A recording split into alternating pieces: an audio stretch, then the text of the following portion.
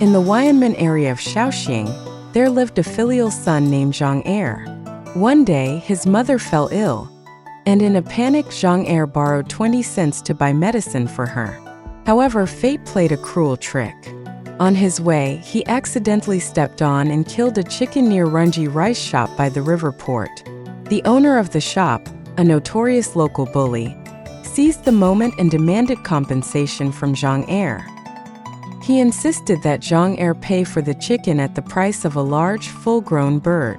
To make matters worse, the shopkeeper forcibly took the 20 cents Zhang Er had set aside for his mother's medicine.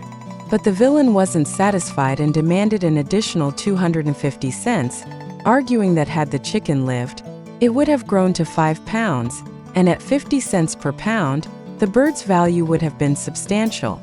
Zhang Er, honest and devoted to his sick mother, was deeply troubled by the unreasonable demand. Despite his pleas for mercy, he found no sympathy from the ruthless shopkeeper.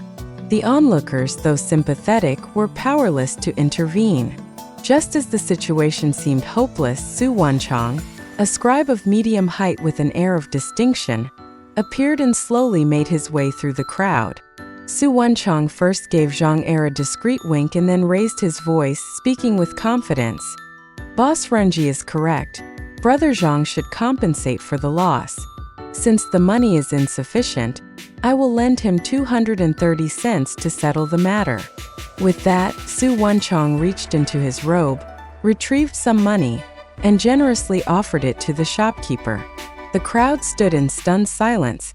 Upon seeing this, the boss of Runji was gloating, thinking he had won, and was about to leave, but was suddenly pulled back by Wenchang. "Wait a minute." Wenchang's face darkened. Although Brother Zhang has paid, everyone knows that a bucket of rice for a pound of chicken. When a chicken grows up, it needs to be fed 5 buckets of rice. You have never fed any rice, but now you want 5 pounds of chicken. Isn't this a joke? If you want to be fair, you need to return the 5 buckets of rice to Brother Zhang to convince everyone. Wenchang's words were precise, and the common people echoed in unison, demanding that the rice shop owner fulfill his promise. Faced with public outrage, the boss of Runji knew the situation wasn't in his favor and, with a forced smile, ordered the clerk to measure out 5 buckets of rice. Wenchang took the 5 buckets of rice and did not leave immediately. Instead, he handed them to Zhang Er, saying, "Take this rice to change your mother's medicine and treat her illness. As for the 230 cents I lent, just consider it a little help from me. Don't worry about it." Zhang Er, moved to tears, thanked him repeatedly, watching Wenchang leave with a heart full of warmth and admiration. From that day on, Wenchang's name became well known in Shaoxing, and he was regarded as a hero and role model in the hearts of countless people.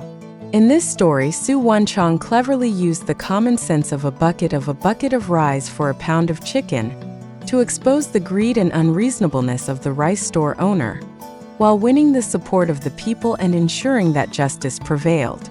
This teaches us that when faced with injustice or evil, we should not act impulsively or blindly. Instead, we should employ careful reasoning and deduction to uncover flaws in the other party's logic and use that to convince others.